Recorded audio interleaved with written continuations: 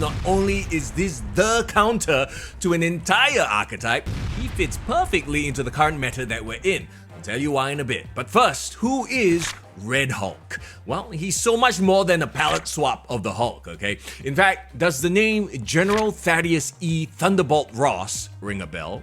Just like in the movies, he's a longtime enemy of the Hulk, a US military officer, and the dad of Betty Ross, Bruce Banner's most famous love interest. Also, side note, Betty Ross eventually becomes Red She-Hulk. But that's a story for another day.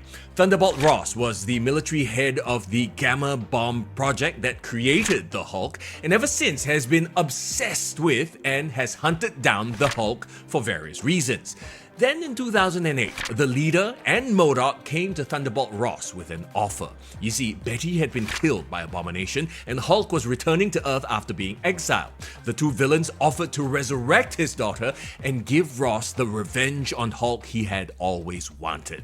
The villains siphoned energy from the Hulk and transferred it into Ross's body, and thus creating the Red Hulk, a red-skinned version of the Hulk with similar size and strength, but also with the ability for Ross to consciously transform between his human form and Red Hulk anytime he chooses.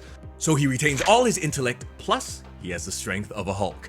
And of course, he's had many battles with the Hulk since getting his powers, but becoming a Hulk actually led him to become more sympathetic towards Bruce Banner, and Thunderbolt Ross has since become more of an anti-hero, a reformed superhero, if you will. He's also been a member of the Avengers, as well as the Circle of Four, which is where this sick variant comes from, by the way. Red Hulk harnessed the powers of both Venom and Ghost Rider to battle Blackheart. I love that storyline. He also assembled a version of the Thunderbolts. Personally, my favorite version of the Thunderbolts.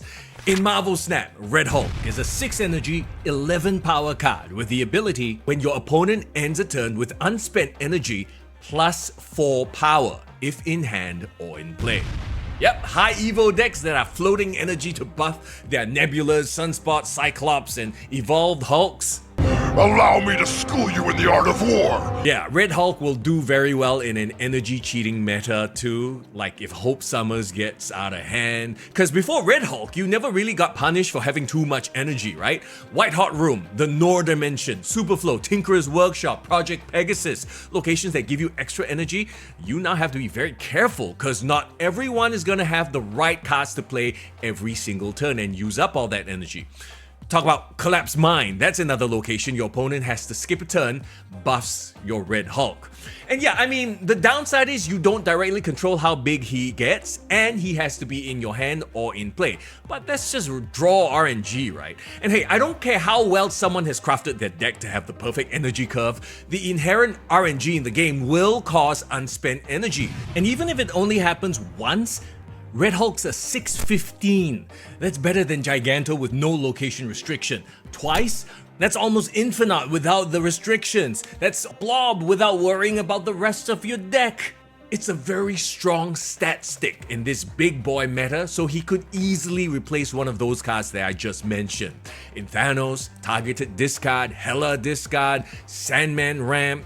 Cards that cause your opponent to skip a turn also might synergize well with him, things like Iceman, Selene, but most of the time you're gonna have to rely on your opponent to not spend all their energy every turn. Actually, if you ramp out Sandman on 4, that's 2 turns. Your opponent will most likely not maximize their energy usage, so you could end up with a Red Hulk that you could Zola on the last round. And think about if you manage to cheat him out with Jubilee or Lockjaw, right? Like in a Thanos or a Targeted Discard deck, he's gonna be just sitting out there, threatening to grow by 4 power every turn if your opponent doesn't use up all their energy. The mind games! You're now pressuring your opponent into changing their original playlines and strategies just to prevent that 4 power buff. Of course, Shang-Chi is going to blow him up, so you'll need armor or Kyera to protect him, and Shadow King is an option to reset his power. So okay, he comes out with Echo and Sebastian Shaw in the Spotlight caches. Echo has struggled to find relevance in the meta, though that kind of works to her favor because she's so rarely seen that people forget when she is out there on the board. People play their ongoing cards in the lane, which of course she then shuts down. Meanwhile, Sebastian Shaw, Series 5 card, so that's good value if you pull him. He's made a resurgence recently and a pretty strong card in the Surfer archetype, which I think is going to pick up with Baron Zemo. being the season pass card. Because we're in a big stats meta right now, I think Red Hulk might just be the strongest card of this season, so I hope you saved your tokens and your keys, cause